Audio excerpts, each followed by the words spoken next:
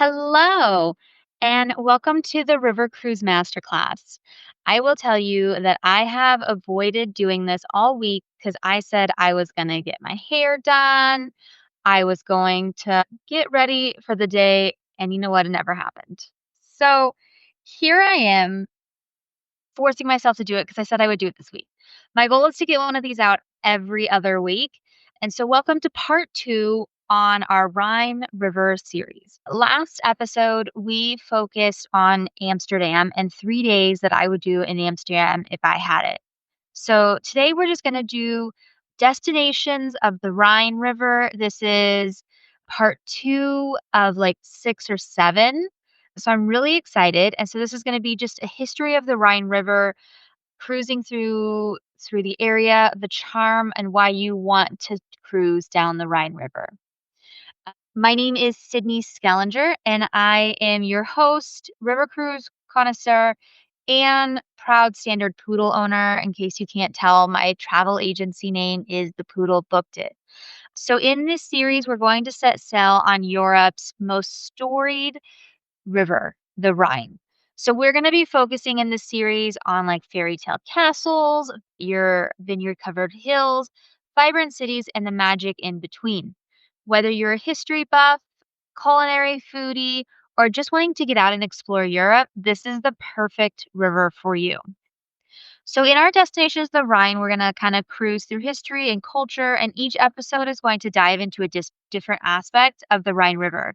So, last week we did 3 days in Amsterdam, which is a typical pre and or post vacation. This is going to be just the history of Rhine River 101. And then we're going to break down the Rhine in two different parts. For example, we're gonna kind of focus on like the northern Rhine gyms, which is gonna be like Amsterdam, which we talked about, but Cologne, Kinderjag, kind of that like upper German area, Dusseldorf, things like that. Middle Rhine, which is basically gonna be your castles, vineyards, and storybook towns. Rudesheim, which was one of my favorite when I went on my river cruise, Koblenz, and the Lorelei Rock. I can't speak right now, and that's what I get for recording this and too late at night. The castles you're gonna go past because that's one of the amazing things I love about the Rhine is you go through you spend a half a day, you do about 40 castles and you just sail past them. And then we're also going to do the southern Rhine River, which is going to be Strasbourg, Brish, which is going to be your Black Forest, Basel. And then we're going to do another one like 3 days in Zurich, which, spoiler, it's not spending any time in Zurich. And then also doing hidden gems and exclusive ports.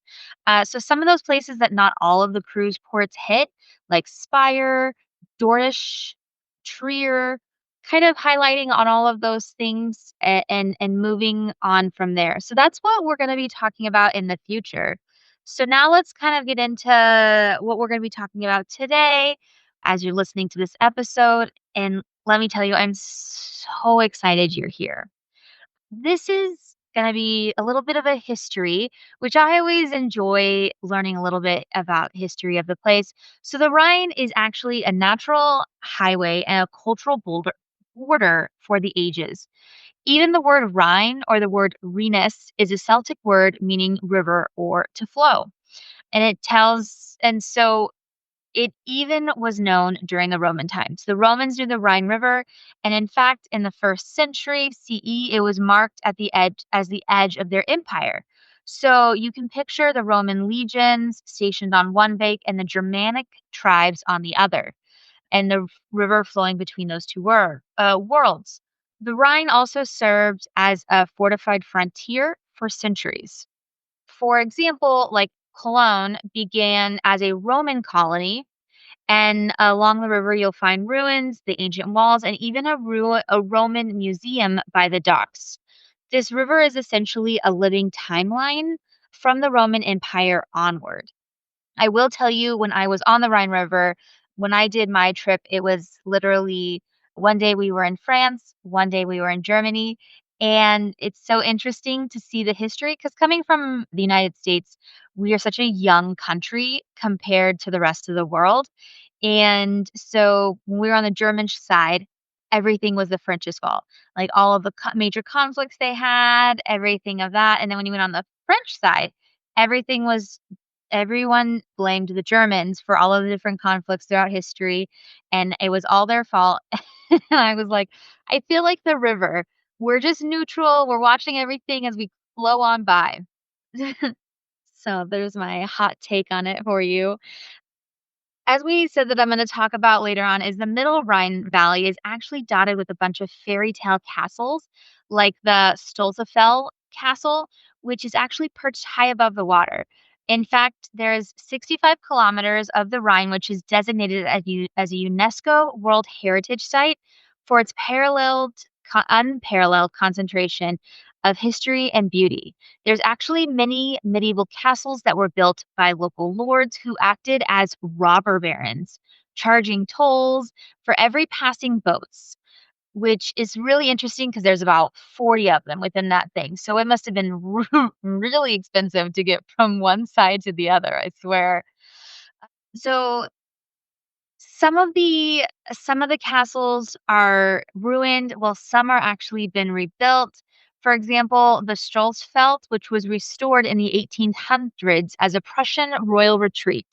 Most of the time, the Rhine Gorge is actually earns the name the Romantic Rhine because cruising past these castles today, you can hear and feel all the history and kind of understand what you see there. As I was telling you, there's more than 40 castles that watch over the banks between Koblenz and Bingen. I'm going to butcher a lot of these words. And you can see all of them, and we were going to go into that in a later episode. Another thing that you can see on the Rhine River is a lot of cathedrals. I will tell you, there is a point where you're like, another cathedral, and you get there, I promise. I know for some of you that are huge history buffs, that will never happen, but for us that are just normal, are not normal, but who enjoy history, but not to that extreme, it's a lot. However, one of the ones that was just awe-inspiring was the Cologne Cathedral. I actually was able to go to the Cologne Cathedral on Easter, and it was so interesting. They had a full service going on. You got to see all of the intricacies of the Catholic Church. And in case you didn't know that the Cologne Cathedral actually has a relic from the three wise men, which I think is pretty awesome. So the Cologne Cathedral has twin spires that you can actually spot from the river. It's a pretty decent, it's like a maybe a quarter-mile walk, so it's not far from where some of the ships river cruises park, depending on parking order and how everything goes. They started building that in 1248, and it was not finished until 1880. I will say one of the things that I learned while I was there is you can actually pay to have your name put on the Cologne Cathedral. So you can, I think it was like 5,000 euros. I didn't think it was that bad. And you can have a brick with your name on it as they're continually to update the cathedral and helping to pay for that. Just something to think about. So, yes. So that's just kind of the history of the Rhine, and today the Rhine is one of Europe's most busiest and beloved waterways, and you kind of get to see the mix of the Roman Empire and then the medieval structures and then how we've kind of moved into that, and it has that great feel of new world and old world combined.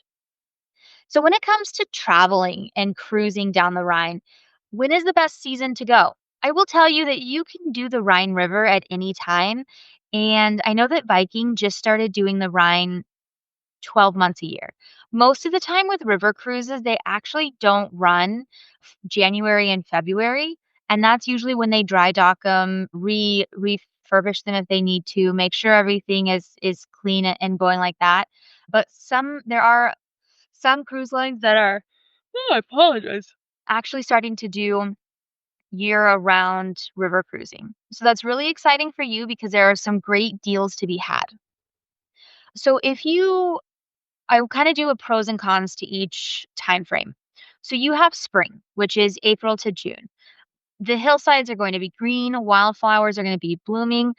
I went at the end of March. I think we were one of the first sailings last year, and I specifically did that because it was the best price and I could see the tulips in Amsterdam because that was why I wanted to go. I'm like, "I have to go see the tulips." We did that, and I will tell you, you have to be prepared for the weather. When we started our trip in Zurich, it snowed, rained, hailed, and was sunny all in one day, all within 2 to 3 hours of each other. So we have a lot of spring weather, so be prepared, make sure you have layers if you are going in that time frame. It is chilly. So it's gonna be, it can be mild and comfortable. I was fine. My mom never took off her jacket, so, be prepared for that sort of thing. As you get into May and June, it's gonna be really nice weather.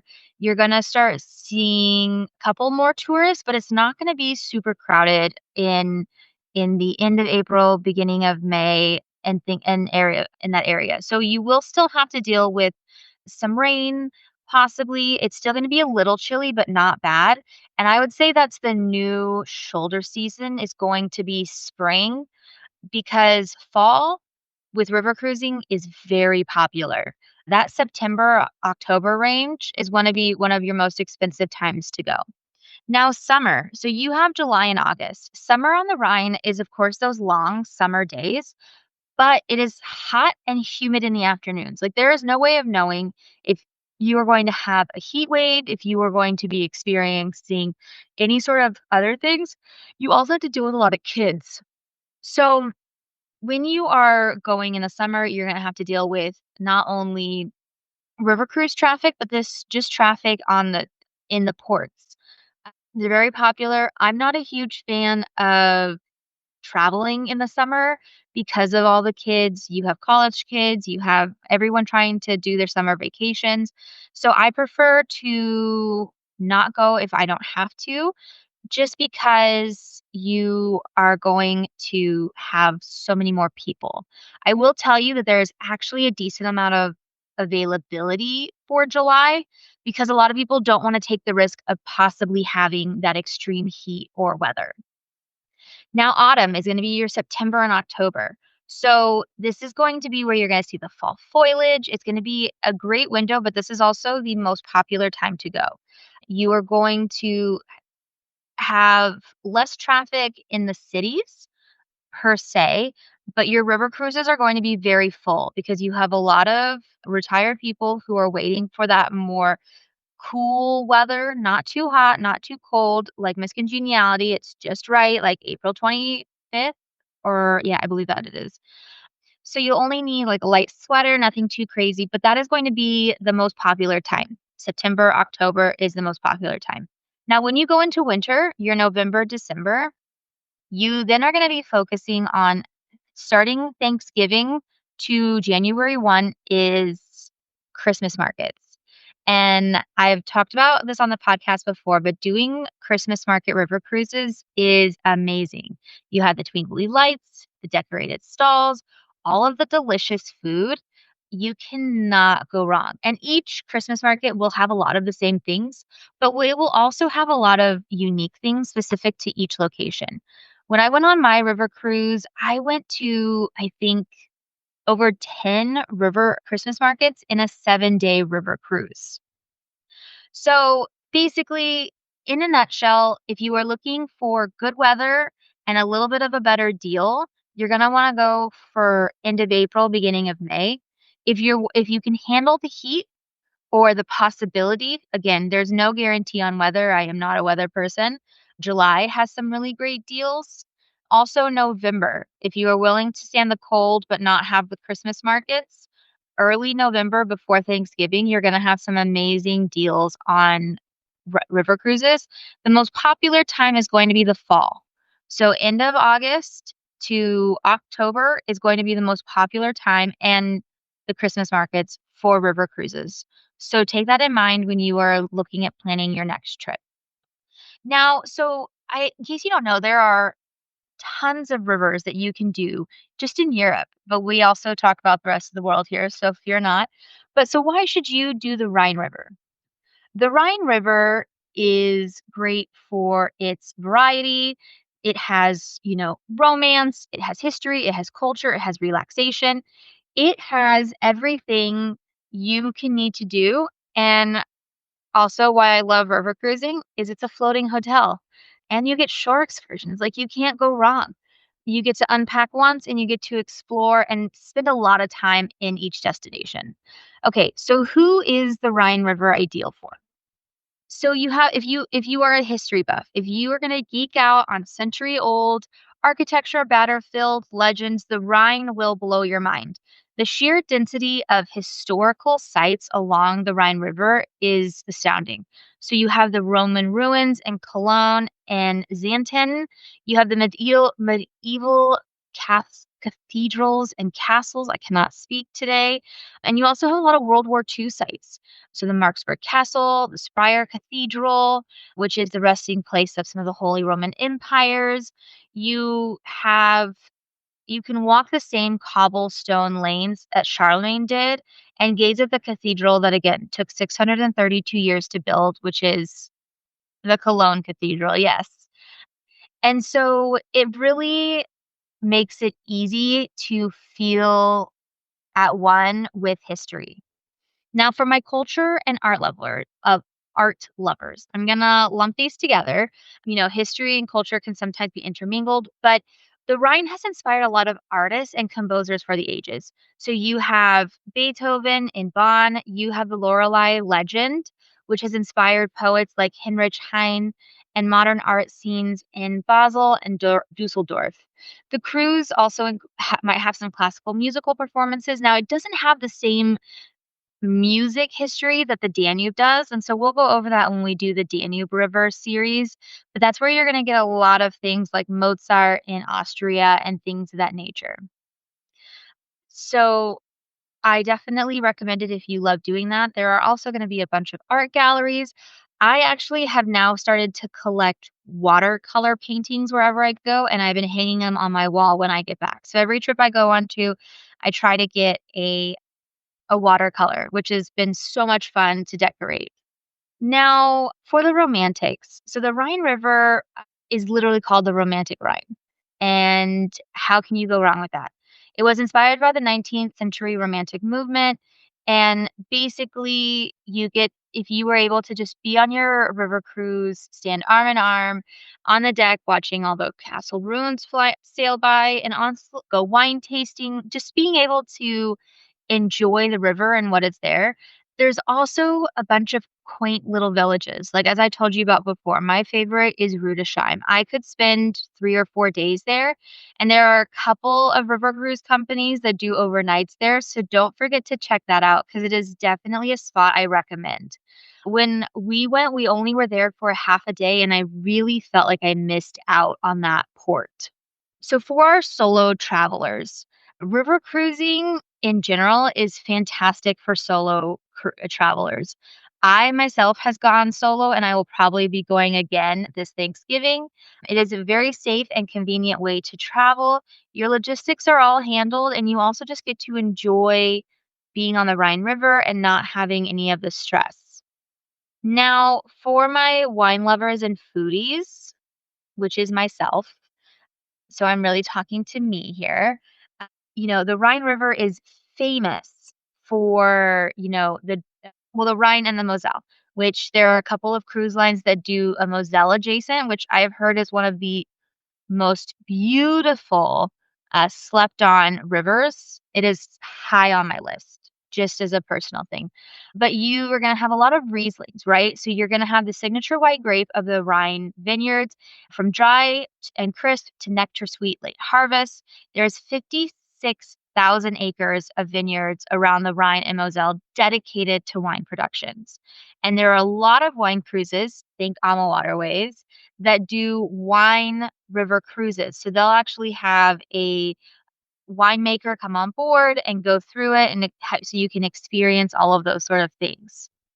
So make sure you look at some of those like wine themed. And don't forget beer. There are now beer themed cruises for those of you that are looking at doing that. Because Cologne has its famous Kolsch, which I did try. I'm not a beer fan, but it was a very nice beer. And then on the food side, you have everything that you could possibly want from pretzels and sausages in Germany's. You have your French pastries in LSA.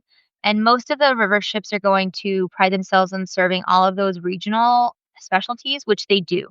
They'll have a German night on board. They're gonna focus on all that stuff. Now, on the waterways with the, beer and wine that they serve at lunch and dinner, they change every day based on the region that we're in. So they will literally tell you, "This Riesling is from, 2 miles down the road, and that's why we picked it." Now, you also have the food portion of it. So you have the Black Forest, where you can go do a Black Forest cake demonstration. I have a video. You can check it out on my Facebook group, you know, River Cruising Tips and Tricks with Sydney. I'll link it in the show notes. That show, I was picked for the demonstration to do the, Black Forest cake. I didn't even get a piece. I had to pay for it, but that's a whole nother story. And then when you go to Amsterdam and to the Netherlands, going to have the Dutch cheeses, visiting a cheese farm, chocolate tasting in Switzerland, which I did. It's amazing. And just exploring those local markets. Some of the river cruise companies will also do like visiting the local markets with the ship's chef. And that's something that they usually do on Riverside and some of the other ones. Definitely really interesting to see and do. And there are some wine festivals, especially in the fall, that you can have line up perfectly for your river cruise. The Rhine is also perfect for your multi-generational families. So, for example, Alma Waterways has allows you to have children up to at the youngest of 6. Riverside has no age requirements. Now, Viking, you have to be 18 or older to be on a river cruise. They don't have specifically anything that is for children. However, Alma Waterways partners with Adventures by Disney, and so they have a whole thing specifically for kids. And then Tauk. Tauk has family, it's called the Bridges program. And so they have river cruises that are specifically created with kids in mind. And so they're going to do a lot of those activities that are focused on that. When I went on my Christmas markets cruise, there were a lot of multi-generational families on board. And so they had all of the people with kids in one group and changed what the presentation was on so that they could kind of cater to that. So that is there and it's available to them, but don't expect there to be a kids club or anything like that. But they will allow you to have them on board. Just know that you are still responsible for them. And as we kind of talk about, it's definitely all about that luxury. So, river cruising is the ability to unpack once, be able to see a lot. There are river cruises that are going to range from your 4-star to a true like 6-star luxury experience. So, you have Uniworld, Riverside Scenic Taup, which is going to be those ultra luxury experience, opulent decor, top notch service, including butlers. I'm gonna be on Riverside in September, so I will let you know how those butlers are. I am so excited. And so that's gonna be like so Riverside only has 110 people, and then you have Viking, which has 190 people for the same size ship. You don't tell the it's not that noticeable, but that's where they are able to provide you with that different price point. But it is still an absolutely amazing experience. So basically, my river cruise newbies, anyone who's looking to do a river cruise, I definitely recommend doing the Rhine. There are 2 cruises that I recommend as your first time cruisers. It is either the Rhine or the Danube. And I think the Rhine is a lot of fun. I will say that because I loved the Rhine Gorge, and we'll get into that in one of our next episodes. So before I wrap up, I'm just going to do a quick fire tour of the top river cruises that cruise the Rhine. There are many tour operators out there. Here's the top 10. I will tell you after our Rhine series that we're doing, I'm going to do an overview of all of the cruise lines. I've done interviews with some representatives from some of the lines, but also I'm just going to do a quick, comparison for my own personal experience and research. So you have Viking River Cruises, which is just an industry giant and a household name. It has the largest fleet with nearly 80 ships worldwide. If you're wanting that consistent quality, with a lot of itinerary choices, Viking is your go-to. I will say that they do have a really fast payment window because you have to pay a year in advance. So just be prepared for that. So Alma Waterways is another one that's a very popular one. It's family owned that was founded in 2002. And actually, the owner of Alma Waterways co founded Biking and Avalon, which is two other lines. They are going to be that perfect mix of warm and welcoming, excellent food and wine, as we talked about. They're going to include all of the shore excursions versus just Viking, which does just your one entry level excursion in each port. You have Uniworld Boutique, which is basically boutique luxury. They focus on their ships being floating art galleries, very like gaudy. And if you love that sort of thing, you are going to love that cruise. I'm going to be taking them to on the Nile for New Year's, so I will report back. When my mom saw how it was decorated, she stopped looking at any other cruise line because she said that's where I'm going. Tauk River Cruises. So Tauk is a little bit different. They started as a tour company in 1925, and they bring that experience to river cruising. You are going to have an amazing time with Tauk. They don't have as many ships, and they have no rooms that are actually a true balcony. Some of the other ones have true balcony rooms, but everything is going to be included. There's going to be nothing left for you to pay for once you get on board, and it is an amazing experience, which a lot of like they'll do specialty nights and a lot of surprise and delights.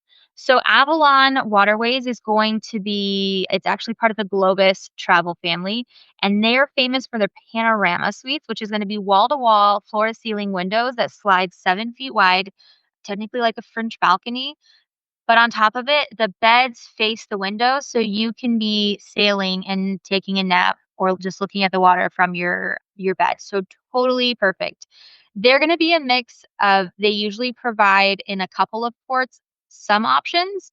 I would put them as a perfect middle between Viking and Alma Waterways. And then you're gonna have Scenic, which is gonna be your truly all-inclusive five-star luxury.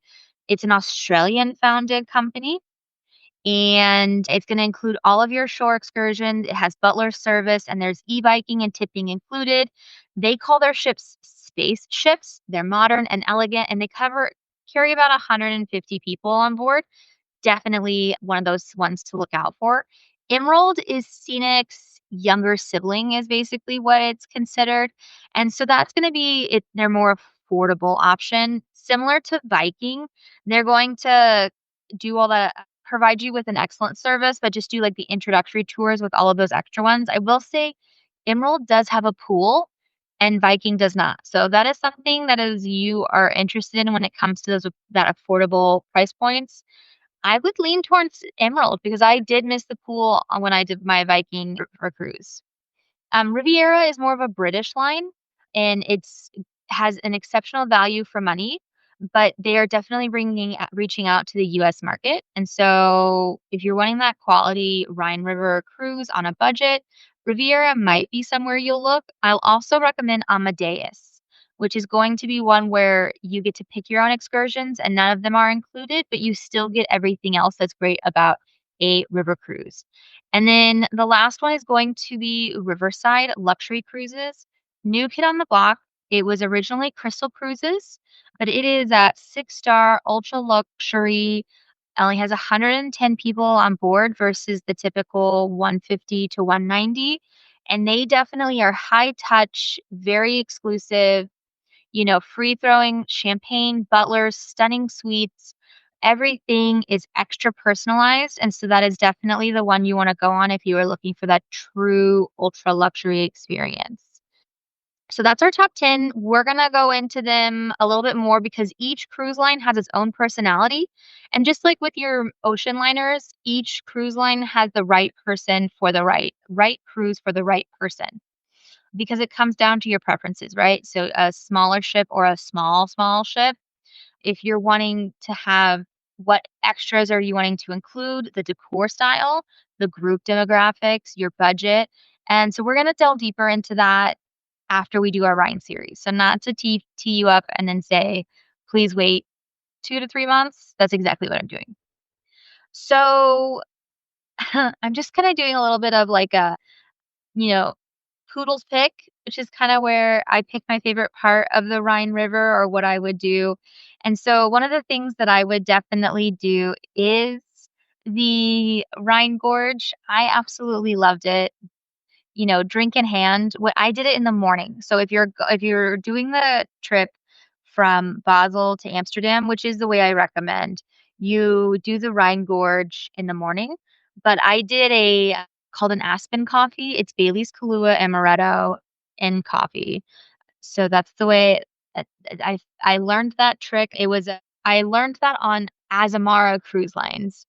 But anyways, so and learning about the Lorelei statue. So there is the Lorelei Rock, which towers a state cliff, which is about 132 meters high, and it is at a sharp curve in the Rhine Gorge.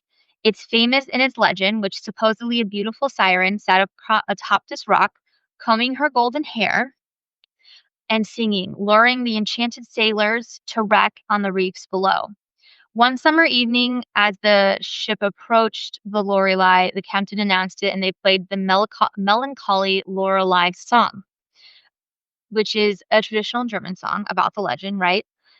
So you have that that thing, and you can learn about it. It's one of those things you learn on the cruise because when you're going through the Rhine Gorge, you're given a pamphlet with all of the famous things that you're going to see and how you can kind of learn more about it, experience it, and do all those sort of things. So, anyways, my recommendation is when you're on your river cruise and your ship approaches the Lorelei, usually between the towns of St. Gore and St. George-Shane, make sure you're out on the deck, no matter what the weather, and listen to your cruise director or your captain play the Lorelei song, and imagine yourself in the 1800s being lured by the siren into the cliffs below. Don't die, obviously, but just being able to enjoy the history coming to life on your cruise. Well, that's kind of a summary of this episode, just a history of the Rhine 101. Next up, we're going to be doing the Upper Rhine and going over those details, why I think it's an important area, excursions I'd recommend, and some of the ports, my favorite ones, which ones I actually would not recommend. And then moving on from there, we'll be going on to other parts. So I want to say thank you so much for listening. As I said, my name is Sydney. I am the travel advisor and owner of the Poodle Booked It travel agency. Winston is missing from his spot over here, but he wanted to say thank you for listening as well. If you enjoyed the show, please subscribe and so you don't miss any of our other talks. And you can also head to our Facebook group. If you have any questions or you're interested in booking a river cruise, please don't hesitate to reach out. My email address is sydney@thepoodlebookedit.com. Anyways, well, I hope you have a great day and a wonderful week, and I will see you next time.